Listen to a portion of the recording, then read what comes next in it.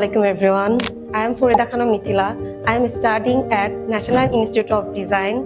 My department is BSc Honors in Fashion Design and Technology from 10 batch.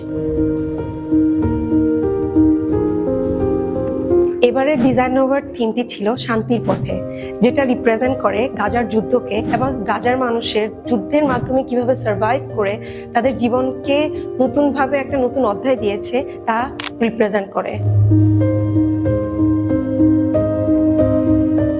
এই ড্রেসটিতে আমি দুটো fabric use করেছি, দুটোই চেরি জর্জেট ফ্যাব্রিক।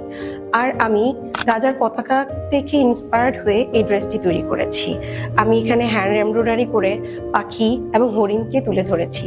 পাখি শান্তি এবং স্বাধীনতাকে বুঝিয়েছে, আর হরিণ শান্তি এবং কামনেসকে বুঝিয়েছে।